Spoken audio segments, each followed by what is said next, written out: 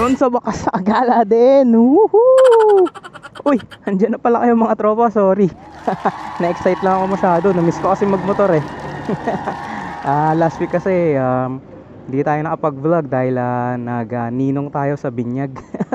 Pumunta ako ng Bulacan sa may Malolos, sa may Baraswain Church. At ngayon, sana nag-enjoy kayo sa mga weekend nyo. Happy weekend sa inyo mga tropa. At nandito ako sa napakagandang bayan ng Cavite sa Maragondon. Nandito tayo sa Maragondon Bridge. Samahan nyo ako mga tropa. Subukan natin ton si Rusi KRY sa rough road. Tapos tingnan natin kung kaya niyang tumawid ng mga ilog. Ang tanong kung may tubig ba yung mga ilog doon dahil sobrang init. Tara, let's go!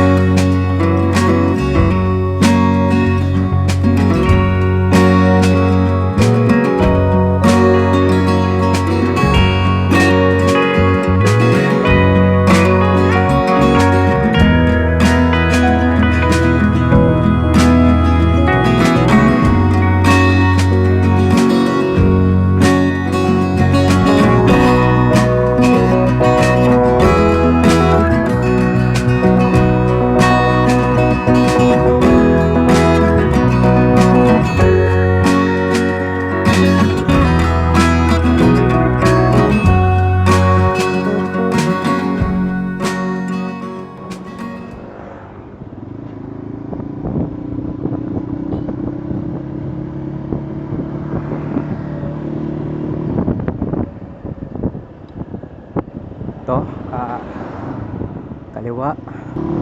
Yan, diretsuin lang natin ito mga tropa. Let's go! Dito rin pala papunta yung Andres Bonifacio Shrine and Eco Park. First time ko nung pupunta rito.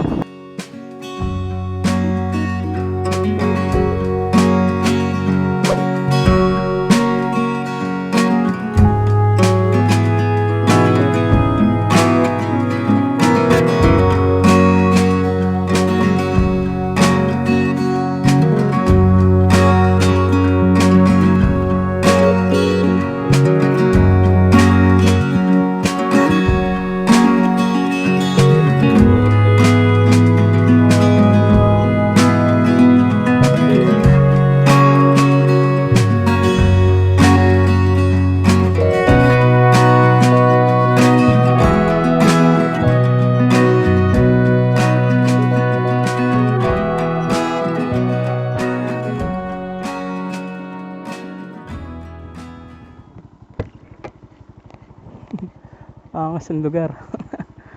Napahinto ako rito guys, na-appreciate ko yung ganda ng lugar. Lupit oh.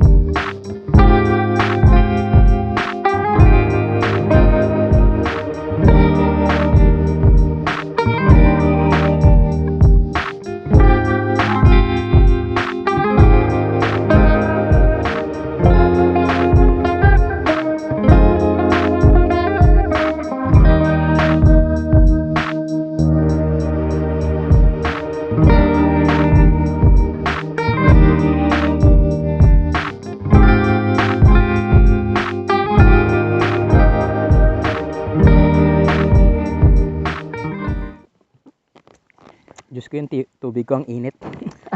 Nabilad na sa araw. Tara, let's.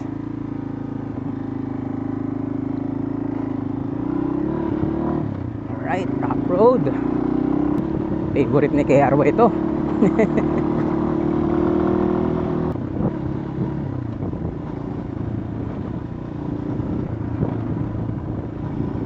Hindi hirap dito yung dual sport tires natin.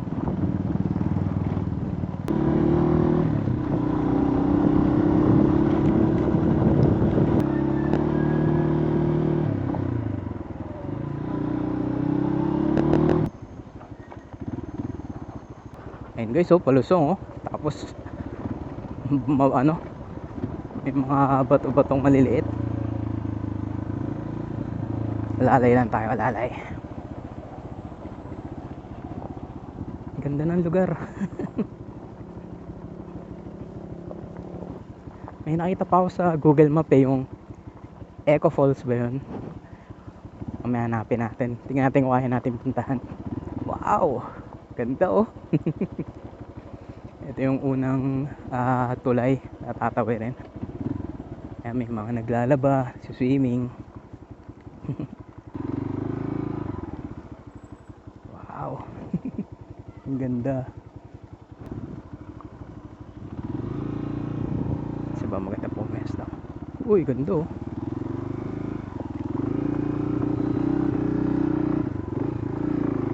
Wow! Tama na kaya Roy, baka malaglag tayo dyan. Ganda. Wow.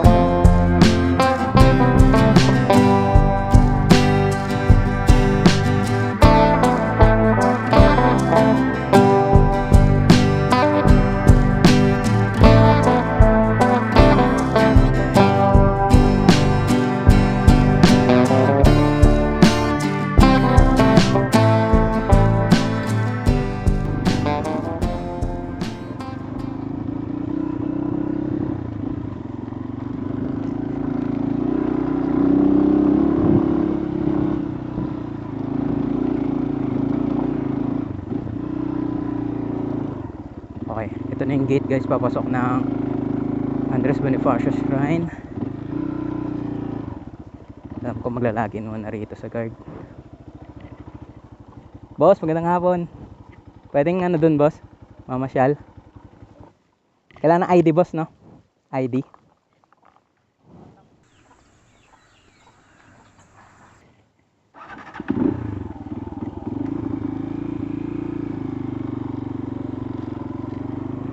Nice, eto na guys. Wow. Dito pa lang. Ang ganda na oh. Wow. Solid. Ang ganda.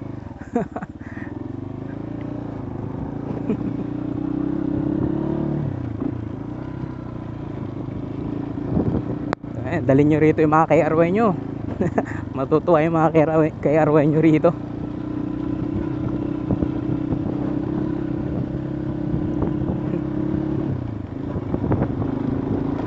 Dire-diretso lang daw sabi ni Kuya Guard. Woohoo!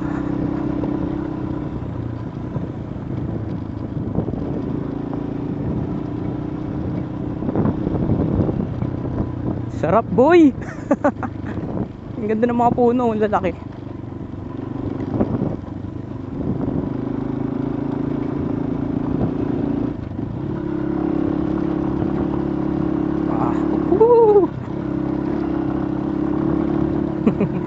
Yung gulong sa likod nararamdaman ko dumudulas eh. Pero di naman ganun kalala. Dahil kasi dun sa mga batong maliliit, mga nakaangat.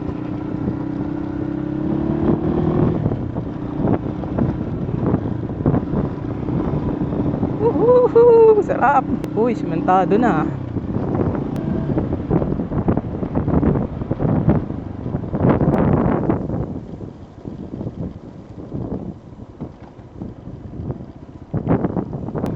Hello?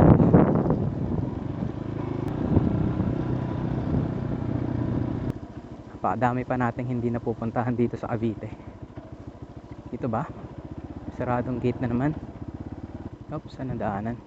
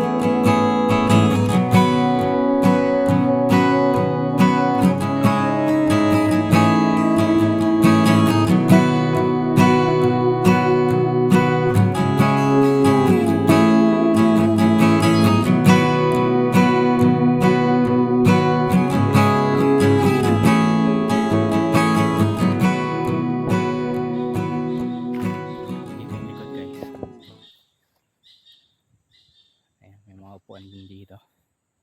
Bawal pumunta rito yung mga walang jowa.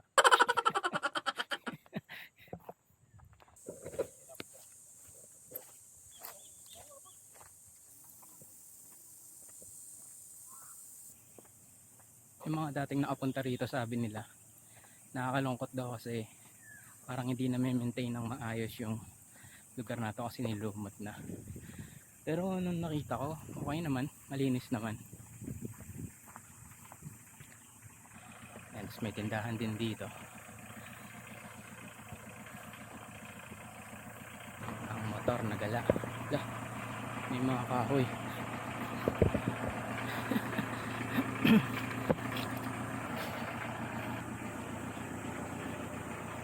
Kailangan ko na talaga magkaroon dito ng bracket para lagay ng gamit.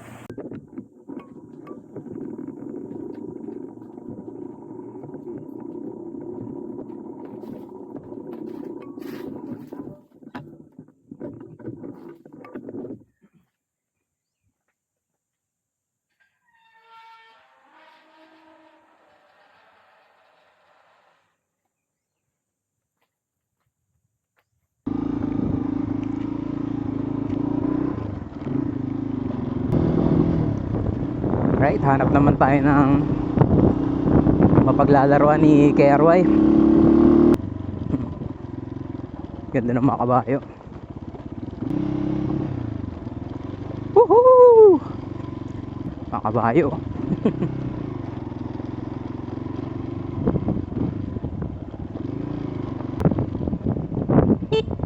Boss, okay na. Thank you. Ikot tayo dito. Alanganin lang. Pababa tapos U-turn. Kaya naman yan. Yan.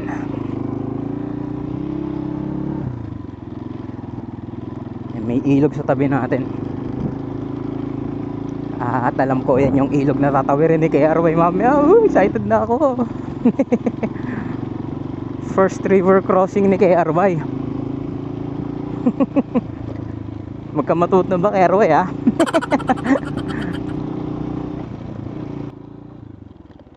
Oy, eto na, mapapalaban talaga si Rusi dito.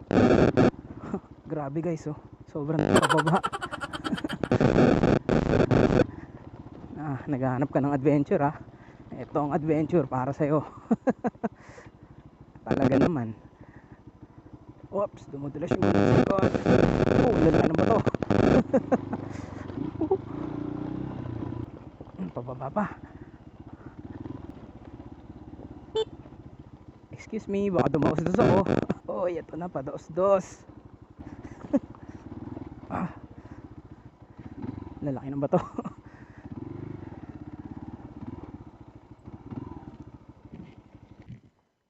Punahin mo na sila. Baka matumba tayo, nakakahiya eh.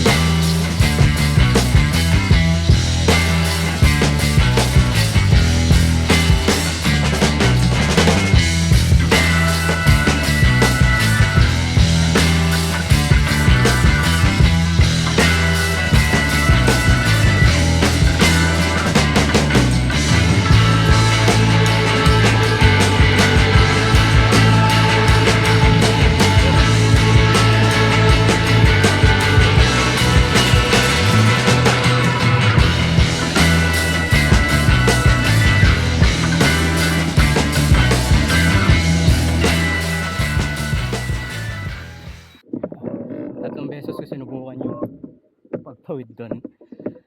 Tapos yung pinakauna swabe eh.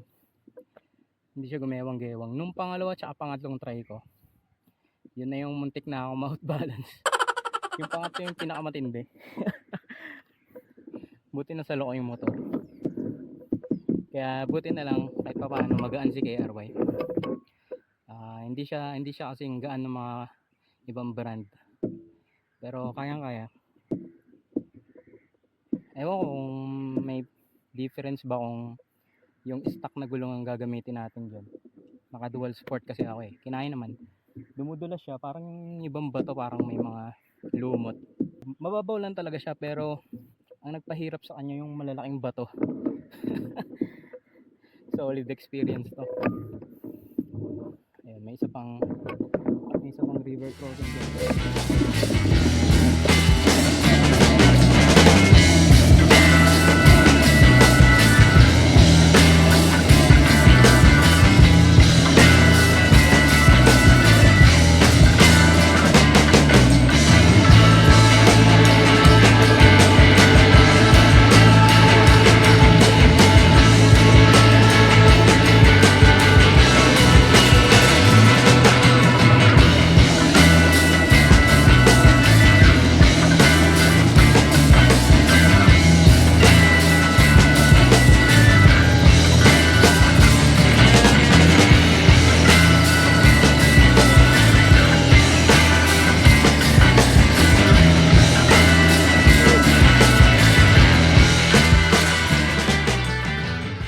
Nakita nyo naman dito natin napatunayan na kahit saan pwede si KRY. Wag lang sa expressway, habulin kayo ng enforcer doon. So ayan, nakita nyo naman. Sa highway, smooth na siya manakbo. Palit lang kayo ng sprocket at gulong para hindi siya ma-vibrate. At saka, yun, kita nyo naman nakarating tayo rito. Beginner tayo sa gantong klaseng trail sa mga lalaking bato tas tatawid ng ilog. Mission success tayo ngayon sa kagustuhan natin makatawid si KRY sa ilog. Hindi ko akalain ganun pala kahirap. Yung pag malalaki yung bato, tignan nyo yung nasa baba. Pag ganyan kalalaki yung bato tapos medyo madulas, mahirap. Hindi ko lang alam pag yung stock na gulong kung hindi siya ganun kadulas. Naka dual sport tire kasi tayo ngayon. Sulit si KRY guys.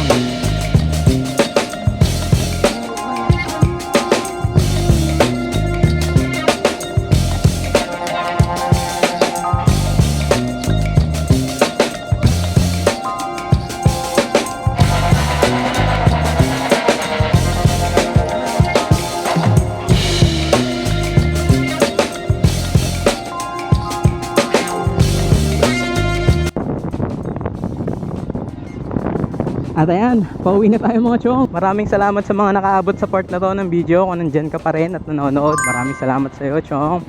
Sana samahan niyo pa ako sa mga susunod. Gusto ko magpasalamat sa mga bago nating tropa, sa mga bago nating subscriber. Yung mga subscriber natin dito, hindi natin tinuturing sila na basta lang subscriber. Sila yung mga bago nating tropa.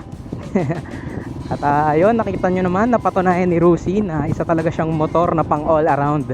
Diba? Pwede siya sa highway, sa mga rough road katulad nito. At pwede rin siyang tumawid ng ilog. Dito ko na tatapusin tong video na to. Maraming salamat sa inyo mga chong. Ride safe sa inyo palagi.